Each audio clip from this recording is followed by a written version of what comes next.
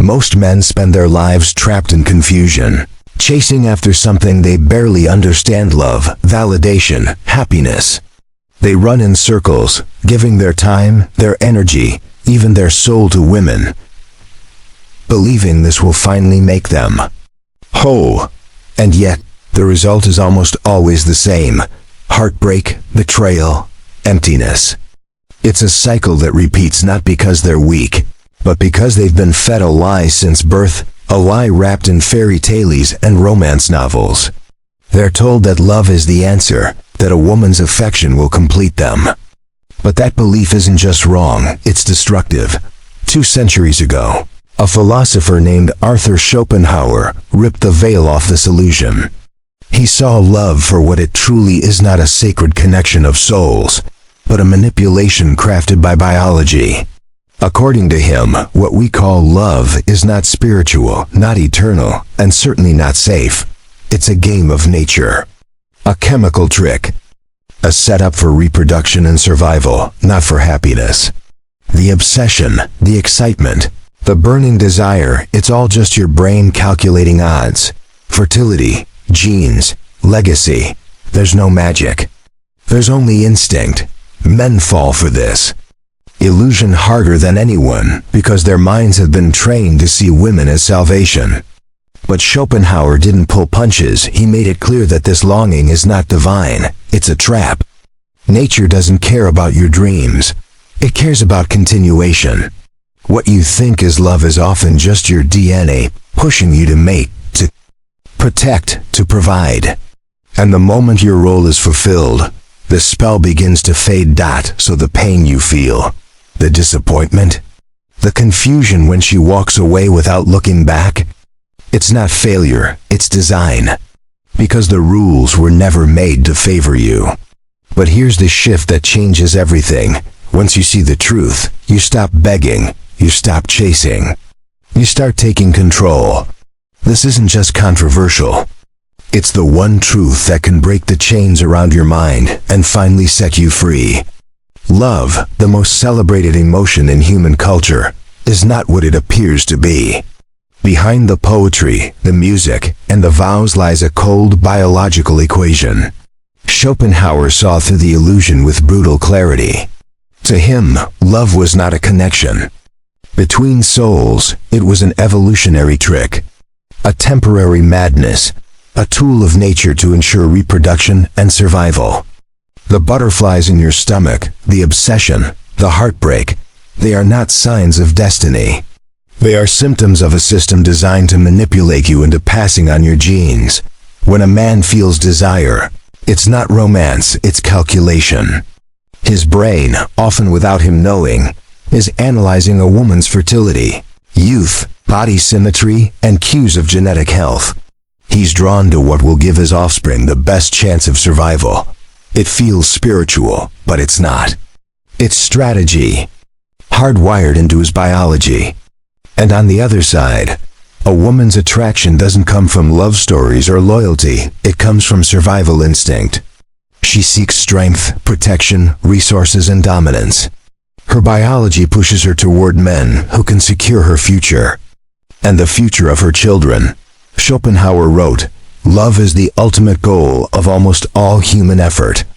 But he didn't mean that in a romantic sense. He meant it as a warning. The energy men pour into love is not driven by logic, it's driven by instinct. The system is using them. Nature doesn't care about fairness. It only cares about the next generation. The moment love serves its purpose, once reproduction or emotional conquest is achieved, the chemistry fades. The illusion dissolves. This is why so many relationships disintegrate once the passion is gone. The emotional high was never meant to last. It's not a flaw, it's a function. And the devastation that follows? That's the cost of misunderstanding the program. Men believe they've failed when they're left behind. But in reality, they've simply fulfilled their role and nature is done with them. Understanding this truth doesn't make love impossible, it makes it clear. It strips away the fantasy and shows you the machinery underneath. And once you see it for what it is, You stop confusing emotional intensity with genuine connection. You stop thinking pain is proof of love. And most importantly, you stop expecting permanence from something designed to be temporary. That's not bitterness. That's clarity. Men grow up believing in loyalty. They're told that if they're kind enough, faithful enough, selfless enough, love will last. That devotion is the currency of respect. But reality doesn't follow this script. Schopenhauer made it clear. Women are not driven by fairness or morality in relationships. They are guided by instinct, an ancient biological compass that points toward advantage, not justice. The man who gives everything out of love is often the first to be discarded. Not because he was bad, but because he misunderstood the game. Devotion alone means nothing without dominance. A man can be deeply loyal, emotionally available, endlessly generous.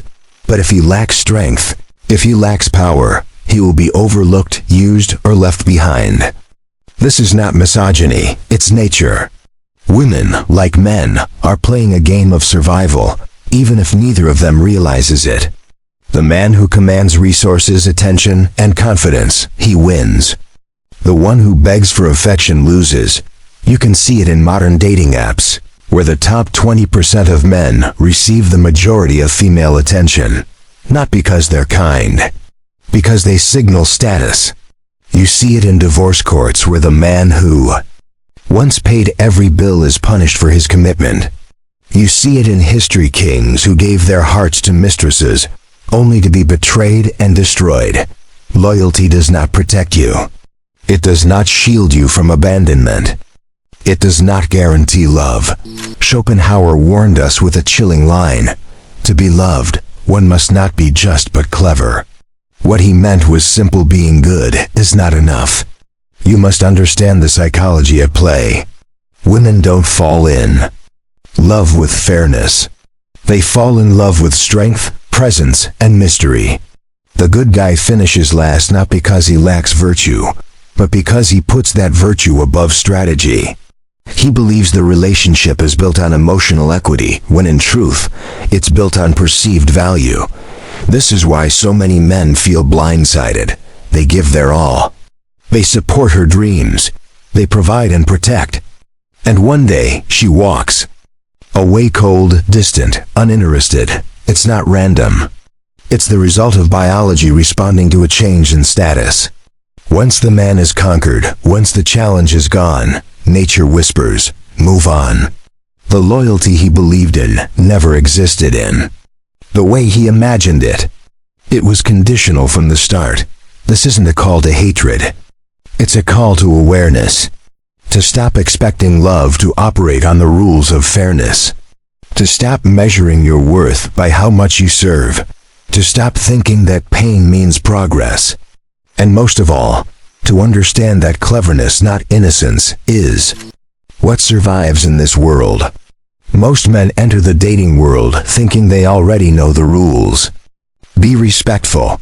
Be attentive. Be consistent. Give more, prove your worth, and eventually you'll be chosen. But this script taught by culture, movies, and childhood conditioning is completely wrong.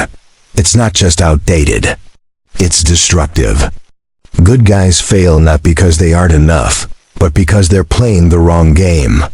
They believe love is something you earn through service, when in reality, love responds to power, not effort. Women don't desire what they already possess. They're drawn to the chase, to the challenge, to the man they haven't conquered. The moment they secure him, the moment he gives himself over entirely, the attraction begins to fade. This isn't malice, it's biology. The thrill of pursuit activates instincts that are far older than any moral code. Once the hunt ends, so does the chemistry. The man who makes her his everything becomes nothing in her eyes. Needy behavior kills desire. Constant availability dissolves mystery. And overcommitment signals low value. A woman doesn't lose interest because you're too kind. She loses interest because your kindness comes without boundaries. The biology at play doesn't reward the man who sacrifices himself. It rewards the one who stays grounded in self-respect, who keeps his purpose bigger than his relationship, who remains a challenge even after commitment. Men who cling, who chase, who over-explain, these are the ones who get ghosted. The ones who remain calm, detached, focused, these are the ones who stay desired. Because in the end, love is not a gift. It's a negotiation. It's a subtle power exchange where neediness tips the balance and confidence resets it. You're not being judged on how much you feel. You're being measured by how much control you have over those feelings. Understanding this flips the entire script. You stop begging for affection. You stop giving to get. You start observing. You start leading. The game is still there, but now you're playing it with awareness. And once that happens, you no longer fear losing love. You begin to see that the real power comes not from being chosen, but from choosing yourself first. The modern man stands at the center of a paradox. On one side, society urges him to be vulnerable, gentle, emotionally expressive. On the other, biology still demands dominance, strength, and unshakable presence. He is told to be soft in a world that only respects the sharp. He is encouraged to open his heart, only to be abandoned when he does. This contradiction tears at the male identity, leaving him lost in a landscape where his instincts are punished and his efforts ignored. From the moment he is born, a man's value is something he must build. No one hands it to him. There is no shortcut, no free pass. He has to earn respect through struggle, financial, physical, psychological. Meanwhile, a woman's value, in biological terms, peaks the moment she enters adulthood. Her youth and beauty give her access to power that most men won't achieve until their 30s or beyond. This imbalance isn't a social injustice. It's evolution. So the man works. He sacrifices. He builds his life around the promise that one day, someone will appreciate it. He becomes a provider, a protector, a partner. He gives, thinking love will follow. But when the chemistry fades or the challenge disappears, he often finds himself discarded. Not for lack of effort, but because nature no longer sees him as useful. This is the brutal reality no one warns him about. That success in the system doesn't guarantee love. That loyalty doesn't protect you when your perceived value declines. And now, with the rise of social media, this imbalance is amplified. The digital world has turned attention into currency. And women, often without realizing it, are the ones cashing in. They control the spotlight. They gather followers, likes, admiration. And the modern man? He becomes the unpaid worker in this economy. Simping, commenting, orbiting, giving his energy for free in the hope of receiving something real. But what he gets instead is silence, rejection, emotional burnout. Not because he's unworthy, but because he's misunderstood the nature of the exchange. He believed validation was mutual. He thought loyalty would be returned. He assumed effort would be recognized. Instead, he finds himself in a system where men are dispensable and attention is addictive. The modern male paradox is this: he is punished for being strong, yet discarded when he's weak. He's told to feel more, but respected only when he detaches. He's pushed to provide, but forgotten once he delivers. And until he wakes up to this contradiction, he'll keep losing in a game he never agreed to play. Not because he's broken, but because he's playing by rules that no longer exist. Women rarely confront with force. They don't need to. Their power lies elsewhere, subtle, silent, and often invisible to the average man.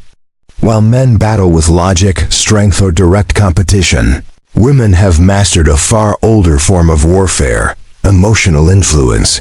They don't overpower you. They make you bend without realizing you've been moved. Every gesture, every pause, every emotional reaction, it's all part of a deeper game, one that most men are never taught to recognize. This is not manipulation in the traditional sense. It's evolution. In a world where physical strength wasn't always available to them, women adapted by becoming psychological tacticians. They learn to read expressions, detect tone shifts, notice power changes in a room before a man even knows something's wrong. This emotional intelligence became their survival strategy, and in today's relationships, it's their advantage. Every interaction becomes a silent battlefield. Men think they're leading the connection, but in truth, they're being tested. The compliance test. How fast do you rearrange your life for her? The frame test. Do you hold your ground when she pushes your boundaries? The investment trap. Do you pursue her harder than she pursues you? These aren't accidents. They're instinctual filters to determine your value, not by what you say, but how you react under pressure. Most men fail these tests without knowing a test even happened. They think they're being kind by adjusting. They think they're being loving by sacrificing. They think they're earning trust by showing emotion. But what's really happening is this: they're giving away power. And once that dynamic shifts, attraction begins to die. Because attraction is rooted in polarity, in tension, in strength. When the man gives that up, the woman stops feeling drawn to him, even if she can't explain why. This isn't evil. It's ancient programming. The woman who couldn't read a man's weakness didn't pass her genes on.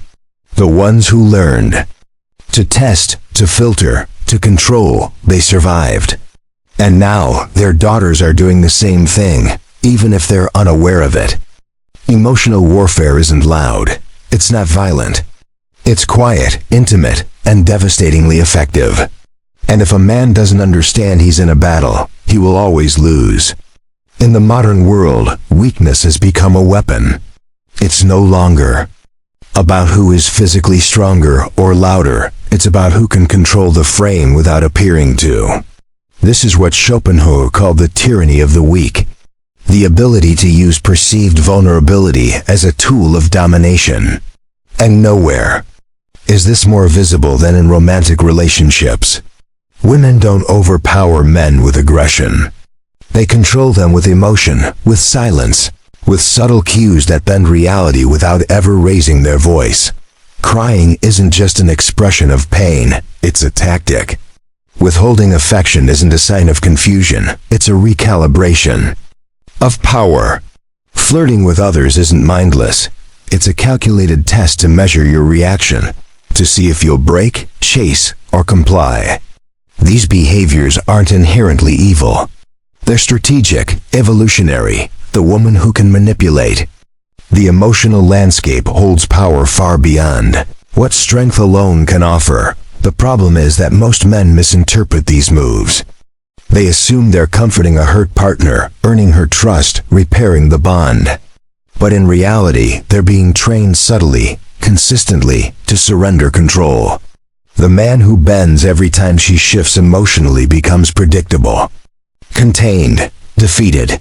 And once he's fully compliant, he loses the very qualities that once attracted her. Weak men fall into this trap because they seek peace more than respect. They confuse submission with love. They give everything hoping to receive something back. But what they get instead is resentment, because no one respects a man who abandons himself. He becomes a slave not by chains, but by expectations he accepted without resistance. But awareness changes everything. The man who sees the game no longer plays it blindly. He stops reacting. He starts observing. He doesn't fight back emotionally. He remains grounded, present, and unshaken. That stability is rare. And that's what gives him power. The tyranny of the weak only works on those who haven't seen the chains. The moment you recognize the game, the spell is broken. And when you stop falling for the illusion of vulnerability, you become the one who cannot be moved. Most men walk through life carrying a dangerous illusion, the belief that love will fix them. That once they find the right woman, everything will fall into place. Their pain will vanish. Their purpose will appear. Their worth will finally be recognized. But this is the fatal error. The lie that keeps them weak. Because no woman can give you what you refuse to build for yourself. Neediness is the death of attraction. The moment a man makes a woman his purpose, he destroys the very energy that draws her in. She doesn't want to be your savior. She wants to follow your lead. The more you chase her approval, the less she respects you. The more you seek her validation, the more invisible you become. And yet, men keep doing it, sacrificing their mission, their ambition, their identity for the illusion of being loved. This isn't about blame, it's about responsibility. The truth is, the biggest war isn't between men and women. It's between men and the lies they've swallowed. The belief that love is earned through suffering, that being good is enough, that vulnerability will be rewarded with loyalty. None of it holds up in the real world. Not because love is evil, but because it follows rules most men never learned how to win. You must stop chasing. You must stop trying to be chosen. You must become the man who doesn't need to be saved, because he already saved himself. That shift doesn't just change how women see you. It changes how you see yourself. And once that happens, everything else falls into place. The moment a man stops reacting and starts building, everything changes. He no longer lets emotions pull him off course. He no longer waits for approval. He becomes intentional, disciplined, not to impress anyone, but to free himself from the games entirely. This is the rise of the sovereign male. A man who isn't owned by desire, emotion, or illusion. A man who doesn't beg for love because he's too busy building a life worth living. It begins with economic sovereignty. Money is more than currency, it's freedom. The man who controls his income controls his choices. He's not trapped in jobs he hates or relationships he's outgrown. He moves when he wants. He decides. Schopenhauer called money human happiness. In the abstract, not because it buys pleasure, but because it buys autonomy. And autonomy is everything. Next comes philosophical depth. Most men live on autopilot, numb, distracted, blind to their own patterns. But the exceptional man questions, he studies, he thinks. He detaches from societal narratives and reclaims his own mind. He doesn't fear dark truths, he embraces them. Because only by facing what's uncomfortable can he build what's unbreakable. And finally, physical mastery. The body is more than attraction, it's discipline made visible. A weak body reflects a scattered mind. A strong body anchors purpose. Every push-up, every drop of sweat, every sacrifice, it's not for vanity. It's for self-respect. The man who dominates his body is a man who cannot be dominated. This path doesn't promise happiness. It promises freedom, and freedom is worth more. Schopenhauer said, "The safest way of not being very miserable is not to expect to be very happy." That's not pessimism, it's armor. It means you no longer chase feelings. You chase power, clarity, independence. And once you stop expecting happiness to come from others, you discover it within yourself. The true enemy was never women. It was the illusions men built around them. The fantasies, the expectations, the lies they told themselves to avoid facing. The truth, Schopenhauer didn't preach hatred. He exposed self-deception. He didn't say women were evil, he said men refused to see clearly. And in that blindness, they suffer. They cling to false hope, worship love like salvation, and destroy themselves trying to win a game they don't understand. The red pill is not about bitterness, it's about awakening. Power, not rage. Clarity, not blame. Rebirth, not revenge. It's the moment a man stops asking, "Why won't she love me?" and starts asking, "Why do I need her to?" That single shift transforms everything. It pulls him out of dependence and into purpose, out of confusion and into awareness. He stops chasing validation and starts building identity. The fog lifts, and in its place stands a man who sees. Because once you truly understand the nature of desire, of power, of self-worth, you stop outsourcing your value. You stop living on borrowed meaning. You stop being a shadow of who you could be. As Schopenhauer said, we forfeit 3/4 of ourselves to be like others. But you don't have to. You can choose to wake up. To stop performing. To stop pleasing. To stop begging for permission to matter. This isn't about winning women. It's about mastering yourself. Building a life so full of direction and discipline that others must rise to meet you or fall away on their own. The real battle has always been within. And the truth you were avoiding is the same one that sets you free. Stay asleep, and you'll keep running in circles, waiting for someone else to give your life meaning. Wake up and you become the meaning. The choice is yours. Now decide.